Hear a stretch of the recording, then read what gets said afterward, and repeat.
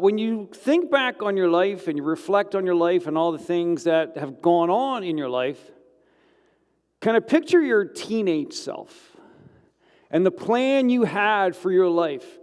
How close does the life you lived resemble what you had planned? Maybe yes, maybe no. Not even remotely, sort of thing. Right? Because the thing is, life doesn't generally go as planned. Now, there are a lot of things in my life that were unplanned that actually ended up being really good things. But often when we think about the things that are unexpected or unplanned in our life, it's those more challenging things that are kind of more difficult. And dealing with those prolonged difficulties that are not expected, whether it's health issues, whether it's a relationship you thought was going to be one way and it became another way, it can be any number of things, but dealing with that is often very challenging. And it's something we all deal with. And I know some of you are in the midst of some really, really difficult things right now. We all go through stuff. Some people seem to be turned up a bit louder than others in terms of greater difficulty. But what I wanted to do over the next few weeks is kick off a series here about when life does not go as planned. Because I'm pretty sure that applies to all of us. And just out of curiosity, is anybody's life gone entirely as you planned? Because I was going to be curious. If anyone actually raised their hands and were like, oh, do tell. I'd like to know how that worked out. So what I wanted to do was kind of, throughout this series, is take a look at, how to, kind of what's that experience like? We all kind of have experience in it. But one of the things that's sometimes helpful is to recognize that when we feel alone and we feel like our experiences are all alone, it's helpful to know that we're not alone in those experiences. But also I think that, a big part of kind of doing well with life is accepting life. The term in 12-step is accepting life on its terms, right? Don't keep trying to force life into some mold that it's never going to fit. Right? To embrace life on its terms, which means that we've got to be prepared for the unexpected. And the attitude we have throughout that process is a huge part of how well we do when unexpected things come along.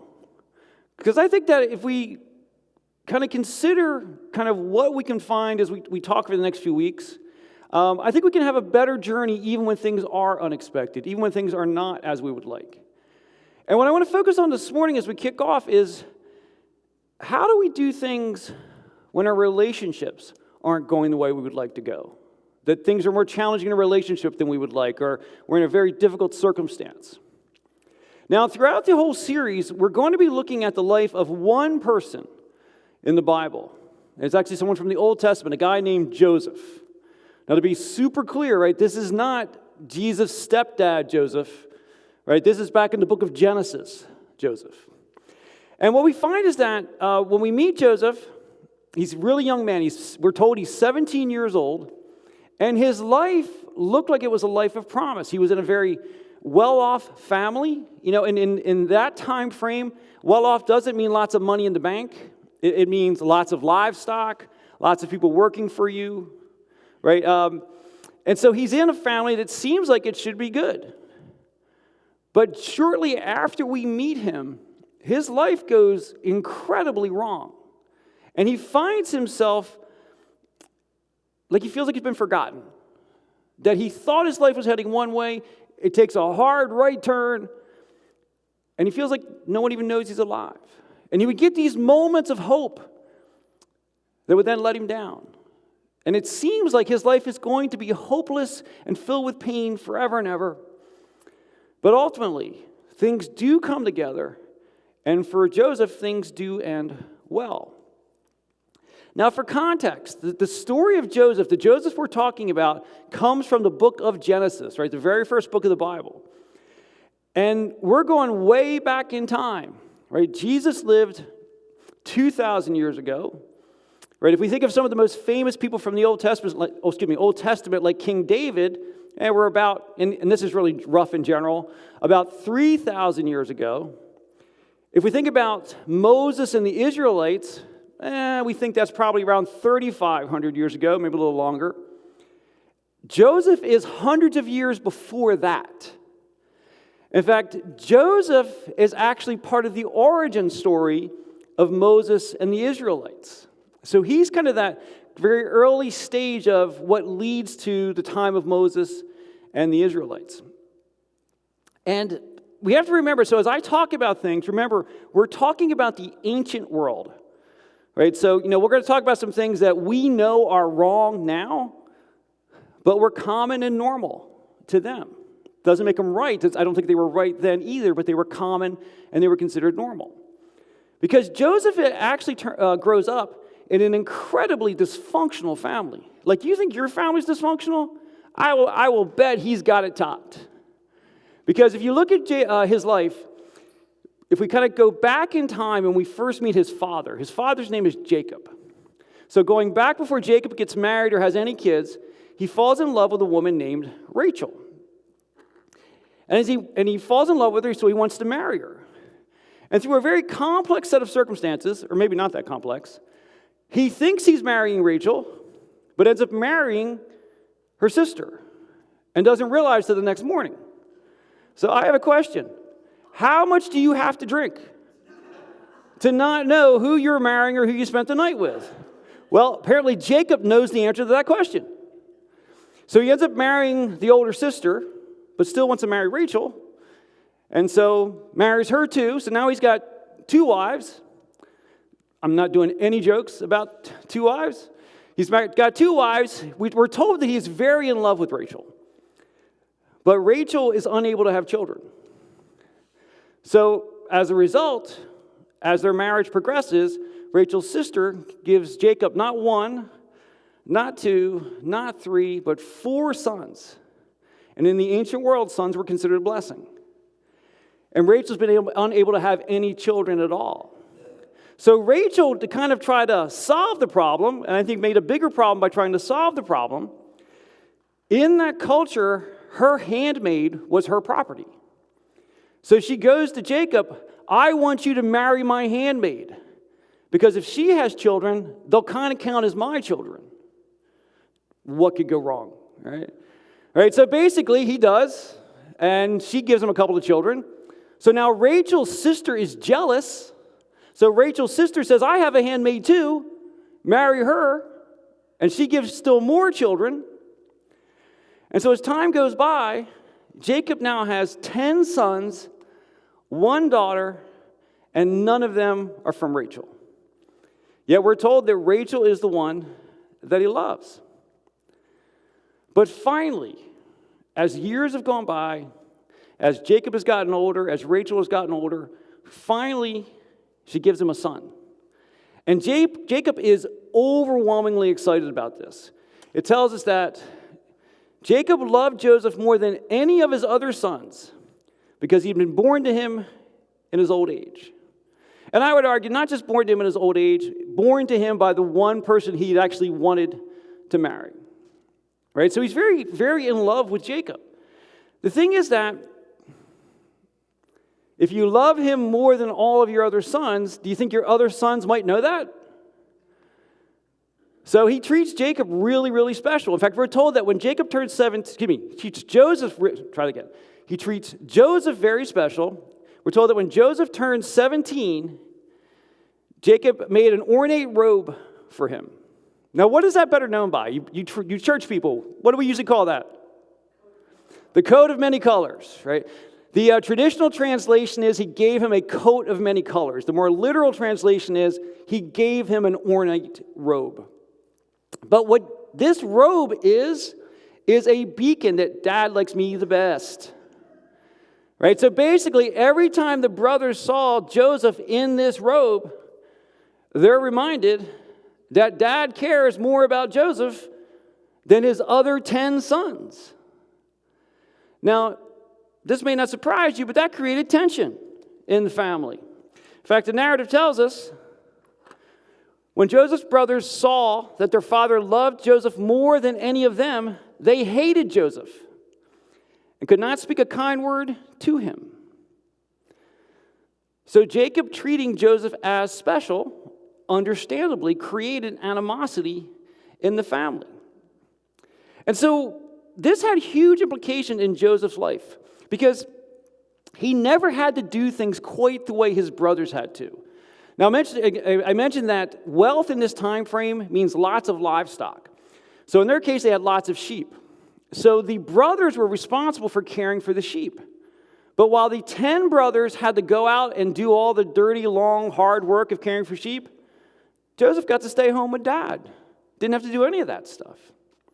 And we're told that on one particular occasion, the brothers are out tending the sheep, but they've actually had to travel pretty far. They're actually a couple days' journey away from where his father's camp is located. And so basically, dad says to Joseph, hey, I want you to go check on things. It says, so Jacob told Joseph, go and see if all is well with your brothers and with the flocks, and bring word back to me. So it seems like dad's just saying, like, hey, your brothers have been away for a while. Just go check and make sure things are going okay. So Joseph does that. So he heads out. He travels a couple of days' journeys to get there. And as he approaches, his brothers see him off in the distance. And the narrative says, but they saw Joseph in the distance, and before he reached him, they plotted to kill him. Now, for clarity, that is not a figure of speech. It's not like, oh, I'm so mad I could kill him. Like, no, they're really plotting to kill him.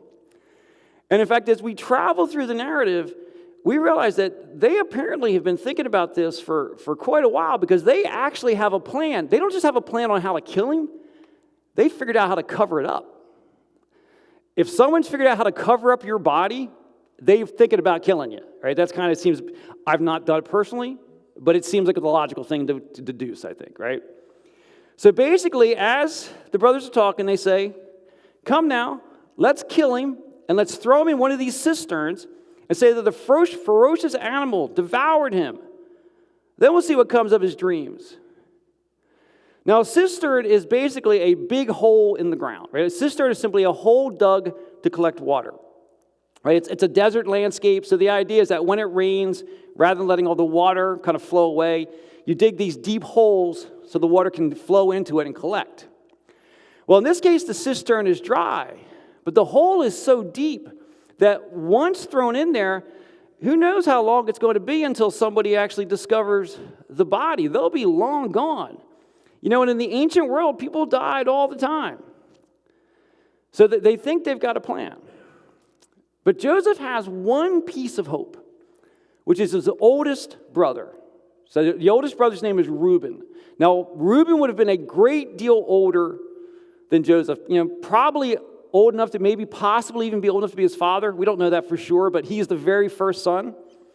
And Reuben is trying to look for a way to protect Joseph. Now, Reuben cannot stand there and fight the other 9 brothers. That's not going to work.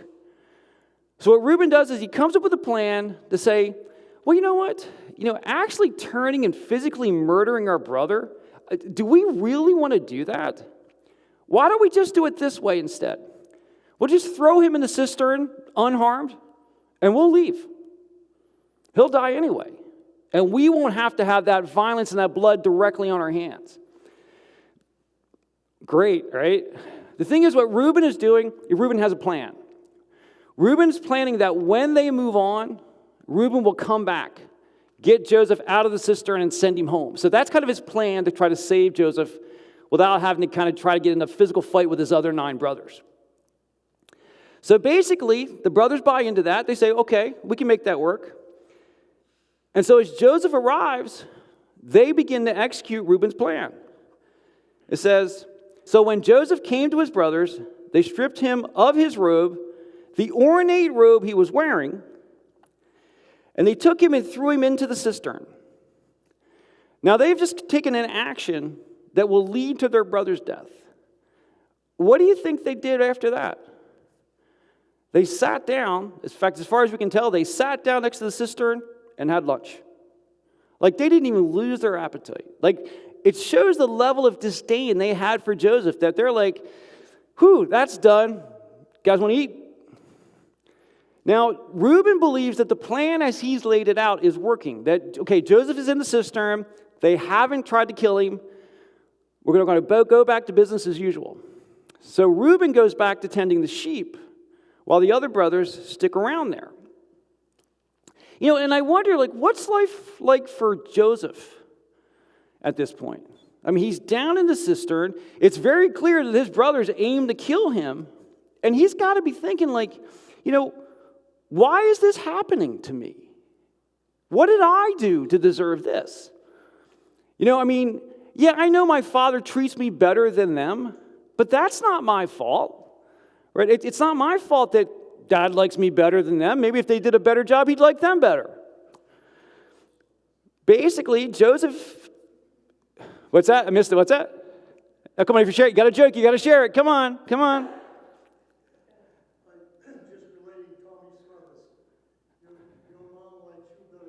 Oh, yeah. Yes, that's true. His mother's brothers, yes. So it would seem that none of this is Joseph's fault. It's just the factor of a dysfunctional family, or at least that's how Joseph sees it. But I do wonder, did Joseph possibly play some part in all this? I'm not saying he deserved to be killed. To be really clear, I'm not saying he deserved to be killed. But is it possible that some of his actions have contributed to the situation? Well, what did he wear to come see his brothers? The big robe that says, Dad likes me better than you, right? Think about it. He had other robes. This would have been a very high-end, fine robe.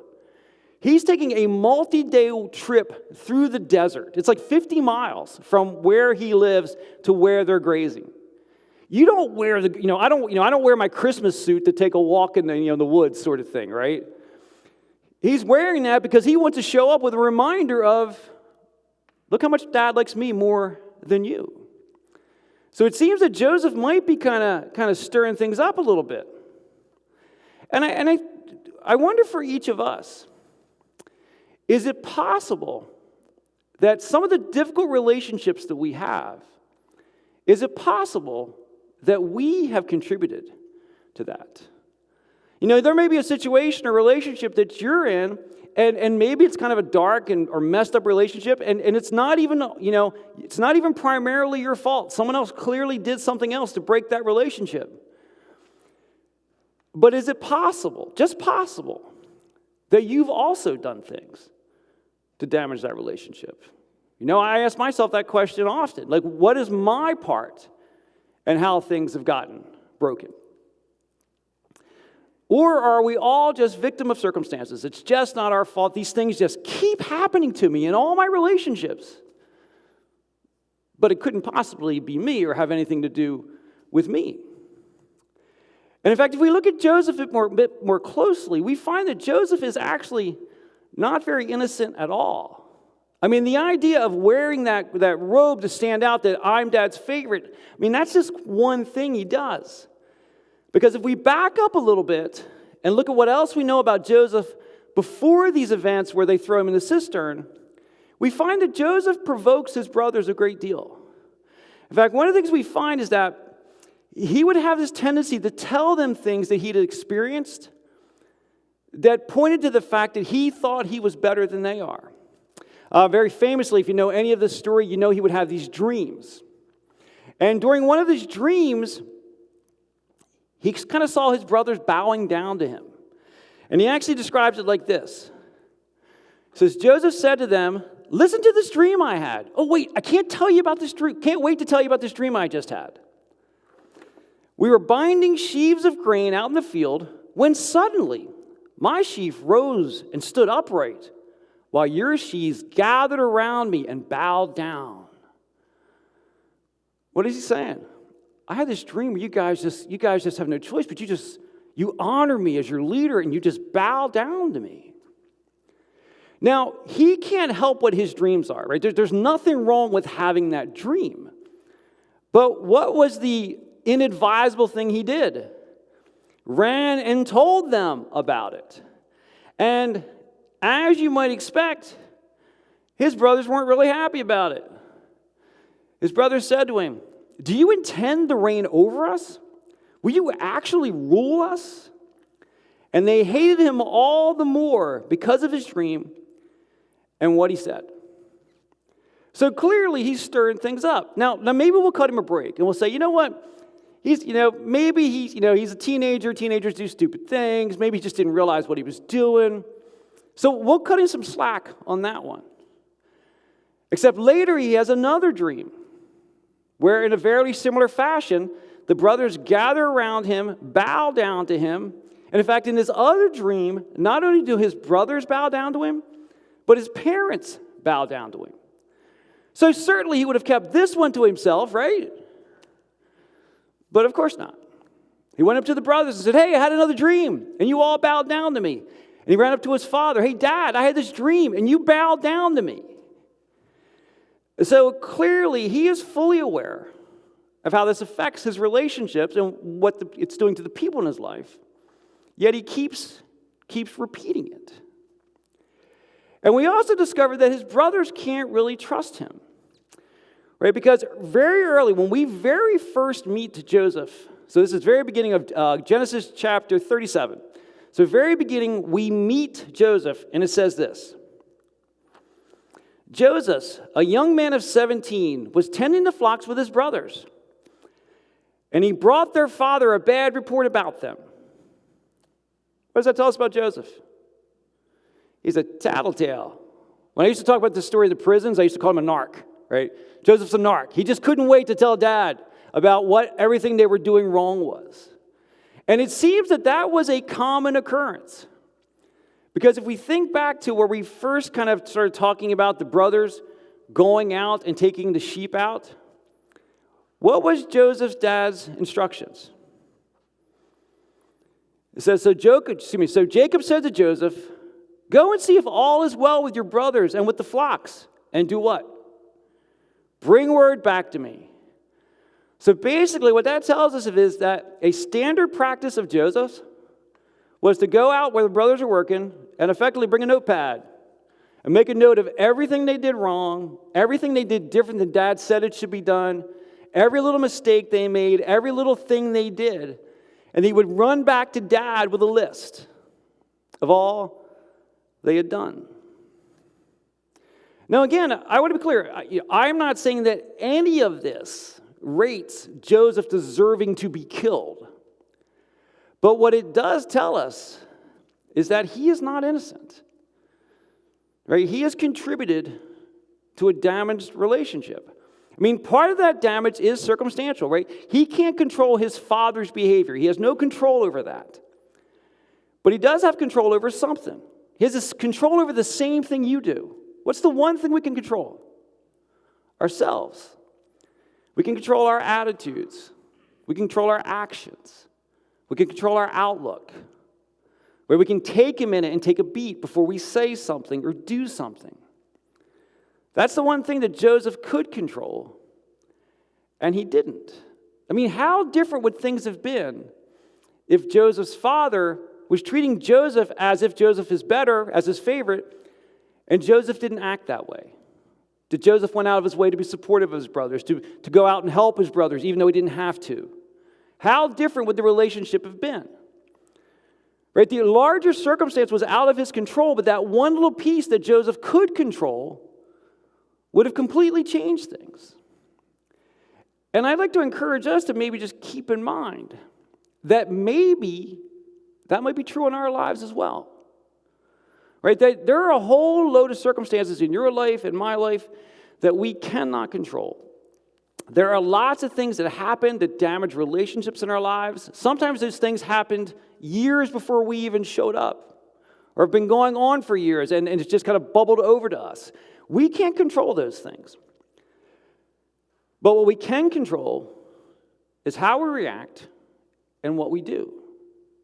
And I think that's really what we see here, is that if we want to really improve our experience of life, it is not to complain about all the things we can't control. It is not to spend our time angry at all these things we can't control. I think the way to experience our lives very differently and to certainly have healthier and happier relationships is to look at the part that we can control and look at what actions that we're taking that might be harmful to a relationship. To look at what actions we could take that might help a relationship, might heal a relationship, might bring a relationship back together. And I think that one of the challenges that we deal with is that when we start to look at any broken situation like this, our natural tendency is to say, well, I did this, but they did that. Do you know what else they did? All the things they did? And as soon as we're doing that, we're throwing away the chance to make a difference. I have no doubt that there are people in your life who have hurt you, who have let you down, who have mistreated you. And there may be people in your life that aren't even safe for you to be around because of things they've done to you. But carrying that animosity and focusing all the things they've done, that's not going to help you get any better.